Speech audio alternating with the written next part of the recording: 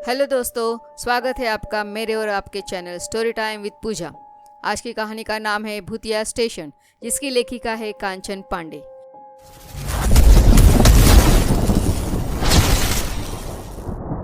और दोस्तों, आप हमारे चैनल स्टोरी टाइम विद पूजा को सब्सक्राइब करिए एंड सब्सक्राइब बटन के बाजू में जो बेल आइकन है प्रेस करके ऑल पे क्लिक करिए ताकि हमारी वीडियो की नोटिफिकेशन आपको तुरंत मिल सके।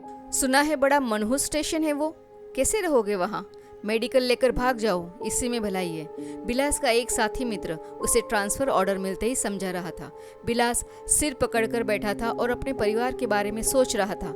विक्रमपुर रेलवे स्टेशन, जैसा नाम वैसा ही गुण। कहते हैं भूतहा स्टेशन है वो, लेकिन किसी न किसी को तो जाना ही होगा जब स्टेशन है तो। पिछले वाले स्टेशन मास्टर की हार्ट अटैक से मौत हो गई थी, कौन जाने भूतों ने ही मिलकर मारा हो। सब सामान बांधकर बिलास ज्वाइनिंग के लिए निकल पड़ा। बच्चों की पढ़ाई डिस्टर्ब न हो इसलिए उसने परिवार शहर में ही छोड़ दिया। बीबी को बिना डराए और सच्चाई बताए वह विक्रमपुर पहुंच गया। फतेहाल स्टेशन था वो, एक छोटा सा कमरा, उसके लिए और उससे भी छोटा टिकट घर। मज़े की बात यह थी कि ज़्यादातर ट्रेनें उस स्टेशन पर रुकती ही नहीं थी, इसी कारण से रात में सन्नाटा और बढ़ जाता।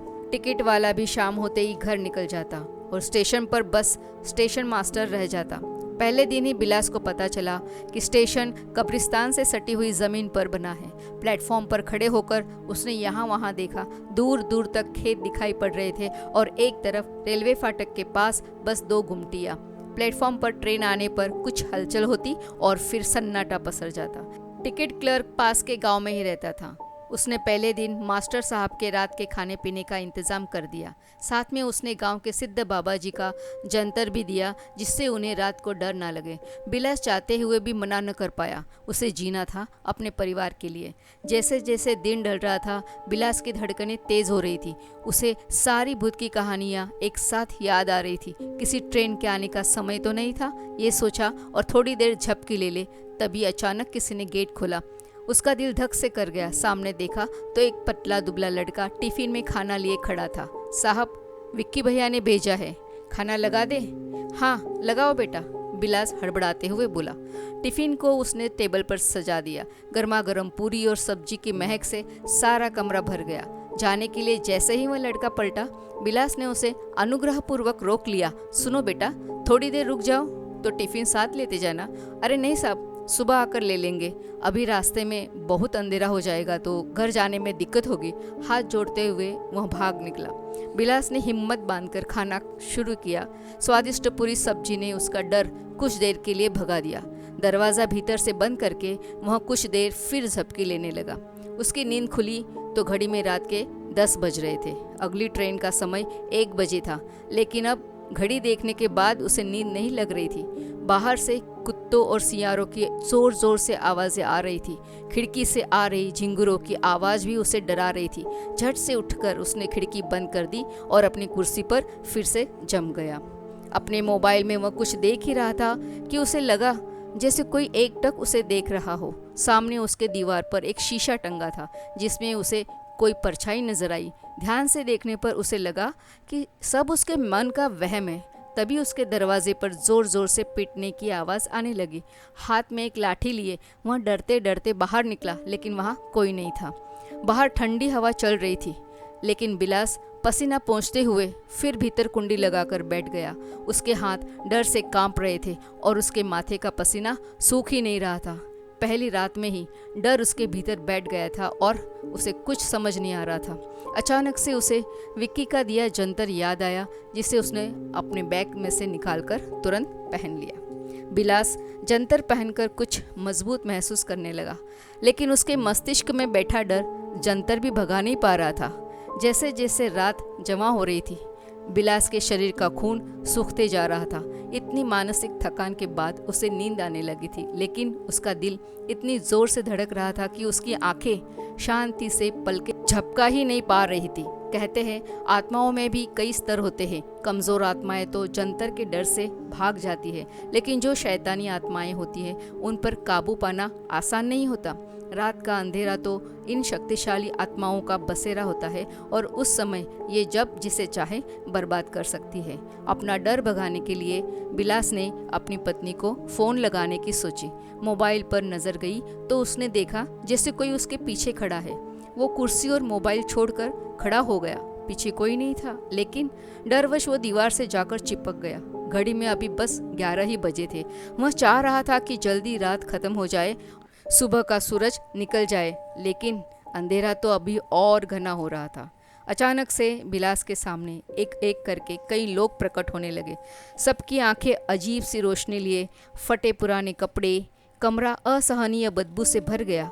सब जोर जोर से रुदन करते हुए उसे अपनी मदद को बुलाने लगे। बिलास की घिग्गी बंद गई। वह पूरी कोशिश करने के बाद भी बेहोशी की कगार पर पहुंचने लगा था। उसके कानों में जोर जोर से गूंज रहा था, आ जाओ, मेरे पास आ जाओ। बिलास की आंखें धीरे धीरे बंद हो रही थी। उसे बचपन का एक दृश्य सहसा याद आया। एक दिन कक्षा में कॉकरोच देखकर वह डर से कूद गया था। तब बच्चों ने उसका खूब मजाक बनाया था। रोते रोते जब वह घर पहुंचा, तब माँ ने बड़े प्यार से समझाया था कि डर को अपने से ज़्यादा मजबूत मत होने दो। डर डर के जीने के लिए इंसान पैदा नहीं हुआ है। आसमान से लेकर समंदर की गहराइयों को मापने वाला इंसान अगर डरने लगे तो इंसानियत का अस्तित्व ही खत्म हो जाए। उसके मस्तिष्क में उसकी माँ की आवाज़ गूंजने लगी, उठो बेटा, डरो मत। उसके छोटे छोटे बच्चों की तस्वीरें तैरने लगी, जो उसके घर न आने पर आंसू बहा रहे थे। बिलास ने अपनी बंद होती आंखों को पूरा जोर लगाते हुए खोला और चिल्लाया, भाग जाओ यहाँ से सालो। और वो पागलों की तरह हाथ पैर मारता हुआ उन आकृतियों के बीच जाकर उन्हें मारने लगा। कुछ देर में सन्नाटा छा गया। कमरा एकदम खाली और घड़ी में 12 बज रहे थे। शरीर में इतने डर घुसने के कारण अब उसे शौचालय जाने की जरूरत पड़ी, जो बाहर प्लेटफॉर्म पर था। पूरी हिम्मत और जोश के साथ वह बाहर निकला। दरवाजे में बाहर से कुंडी लगाकर वो सीधे शौचालय की ओर भागा। भीतर बैठे बैठे उसे लगा मानो रोशनदान से कोई आदमी भीतर झांक रहा है। अपने डर पर काबू पाकर वह बाहर निकला। बाहर कुछ नहीं था। उसने प्लेटफॉर्म पर नज़र दौड़ाई। ठंडी हवा से लटका हुआ एकमात्र बल्ब नाच रहा था और आसपास दूर दूर तक बस अंधेरा था। थोड़ी देर के लिए उसने प्लेटफॉर्म पर टहलने की सोची। कितना खूबसूरत लग रहा था उसे वह सुनसान स्टेशन, शहर की भागदौड़ से दूर। तभी उसे लगा जैसे प्लेटफॉर्म की बेंच पर कोई महिला बैठी है। पास जाने पर उसने देखा कि वह सिर झुकाकर रो रही है। बिलास को समझ नहीं आया कि ये उसका भ्रम है या सच। फिर भी उसने हिम्मत करके पूछ ही लिया, क्यों रो रही हो बहन? उसकी आवाज़ सुनते ही उस औरत ने सिर ऊपर उठाया। बालों से उसका आधा चेहरा ढका था, लेकिन फिर भी उसका जला हुआ हिस्सा साफ दिख रहा था। बिलास को डर लगा। वह भागना चाहा, लेकिन न जाने किस ताकत ने उसे भागने ही नहीं दिया। मेरे घर वाले मुझे जला दिए बाबूजी, उनको कौन मारेगा? मेरा बदला कौन लेगा? वह औरत ऐसा कहते कहते और जोर से दहाड़ मारकर रोने लगी और फिर धुआं बनकर उड़ गई। बिलाल पसीना पोंछते हुए भीतर कमरे में आया और लाइट और झंडा लेकर फिर प्लेटफॉर्म पर चला गया।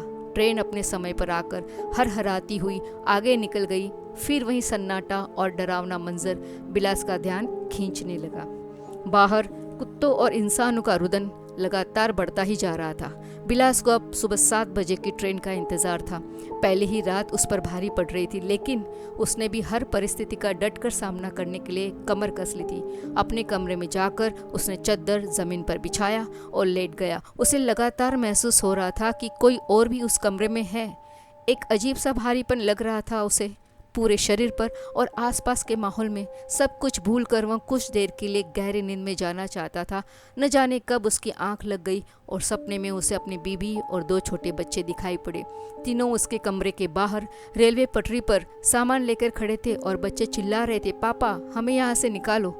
सामने से एक ट्रेन पूरी रफ्तार से आ रही थी और बिलास चाहकर भी हाथ पैर नहीं हिला पा रहा था। बिलास हाफता हुआ नींद से उठकर बैठ गया।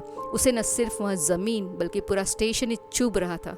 उस जगह का कोई बहुत ही डरावना अतीत रहा होगा, तभी इतनी अशांति थी हर तरफ। घड़ी में अभी 3 ही बज रहे थे और अब बिलास को नींद नहीं आ रही थी। वह कुछ देर कमरे में ही टहलने लगा। तभी उसका फ़ोन बज उठा। उसकी पत्नी की परेशान सी आवाज़ थी, कैसे हैं आप? रात से आपका फ़ोन आउट ऑफ नेटवर्क आ रहा है। पता है रात भर नींद नहीं आई। जब पड़ोसन ने कल शाम को बताया कि विक्रमपुर स्टेशन भूतिया है। आपको नींद आई क्या? सब ठीक तो है? बच्चे अलग परेशान हैं। पड़ोसी बच्चों ने बता दिया कि तुम्हारे पापा अब लौट कर नहीं आएंगे। बिलास ढाढ़स बंधाते हुए बोला, मैं ठीक हूँ भगवान, नेटवर्क कुछ खराब है यहाँ का, स्टेशन बहुत सुंदर है, डरने की कोई बात नहीं, जल्दी आऊँगा मैं, अभी तो ज्वाइन किया है, इतनी जल्दी यहाँ से छुट्टी नहीं मिलेगी, चलो अब सो जाओ आराम से, और बच्चों को भी बता दो कि उनके पापा सुपरमैन हैं। पत्नी की आवाज़ सुनकर बिलास में नई ऊर्जा का संचार हुआ। उसके बाबूजी अक्सर कहा करते थे कि जिसके पास परिवार की ताकत है उसे कोई शक्ति हरा नहीं सकती। घड़ी में 4 बज चुके थे। बिलास को भोर की हवा बहुत पसंद थी। वह प्लेटफॉर्म पर सैर करने निकल पड़ा। खेतों और सड़कों पर लोग दिखाई देने लगे। गांव की तरफ की शुद्ध हवा आखिर शहरों में मिलती ही कहाँ है। स्नान करके वो कुछ देर के लिए कुर्सी पर बैठकर झपकी लेने लगा। तभी दरवाजे पर आहट हुई। टिकट क्लर्क विक्की डरते डरते भीतर घुस रहा था। बिलास को जिंदा देखकर उसकी जान में जान आई। अरे सर, कैसे बीती पहली रात? लीजिए आपके लिए खस्ता कचौड़ी और दम आलू, गर्मा गर्म नाश्ता कीजिए। बिलास हंसते हुए बोला, भूतों के साथ पहली सुहाग रात थी भाई, न खुद सोते हैं साले न सोने देते, लेकिन मैंने भी हार नहीं मानी, इनसे दोस्ती करके ही रहूँगा। ला गर्मा गर्म नाश्ता करा, और सुन, अब रोज़ मेरे खाने का तू ही इंतजाम करेगा, वरना शिकायत कर दूंगा कि तू टिकट काउंटर जल्दी बंद करके भाग जाता है, वो भी भूतों के डर से। अरे सर, बस इतना सा काम हो जाएगा। अपना बैग उठाए विक्की काम करने लगा और बिलास 7 बजे वाली ट्रेन का इंतज़ार। लगभग 1 महीने लगे बिलास को भूतों से दोस्ती करने में। उसने भी ठान रखी थी कि मैदान छोड़कर भागेगा नहीं। वहाँ मोहल्ले में बिलास की इज्जत और बढ़ गई थी। उसने सबसे कहे जाने वाले स्टेशन पर रहने की जो ठानी थी। आखिर मेडिकल लेकर भी बिलास कब तक काम से जी चुरा लेता। जब तक प्रमोशन नहीं हुआ, बिलास विक्रमपुर में ही बना रहा। उसे कोई हटाने वाला था ही नहीं। भूतों के साथ लगभग 5 साल बिताकर बिलास ने अपने अनुभवों पर एक किताब लिख डाली, भूतों का सह अस्तित्व। उसने बताया कि कैसे वही भूत जो उसे शुरू में डराते थे, धीरे धीरे चलकर उसके दोस्त बन गए। उन्होंने उसकी मजबूरियों को समझा, उसके साफ मन को समझा। कभी कोई उसके बगल में लेट जाता तो कभी कोई उसकी कुर्सी पर बैठा रहता। उनका स्पर्श उसे ठंडक का एहसास कराता। उसने न खुद को हावी होने दिया उन पर, न उनको खुद पर। कई बार तो आधी रात वाली ट्रेन के समय जब उसे झपकी लग जाती तो उनमें से ही कोई उसे हिला हिला कर जगा देता। दफन हुए इंसानों में सपने खत्म नहीं हो जाते, उनमें भी एक तड़प होती है जो उन्हें इस रूप में जिंदा रखती है। उनके साथ रहकर बिलास को उनकी कहानियों के बारे में पता चला, उनके अधूरे अरमान जो अब सिर्फ उनकी रूहों को बेचैन रखते हैं। उनके घर वालों को लगा कि उन्होंने उन सबको शांति से सुला दिया है, लेकिन सच कुछ और ही था, और न जाने वो कब तक दूसरी दुनिया में भटकेंगे, वो भी अपनों के बिना।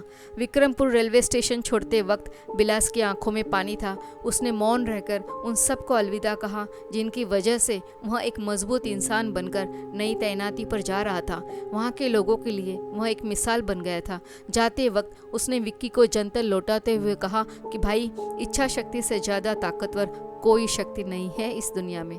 दोस्तों, आपको ये कहानी कैसे लगी ज़रूर बताएं। कृपया हमारे चैनल को लाइक, कमेंट, शेयर और सब्सक्राइब ज़रूर करिए। अब इजाज़त दीजिए। धन्यवाद।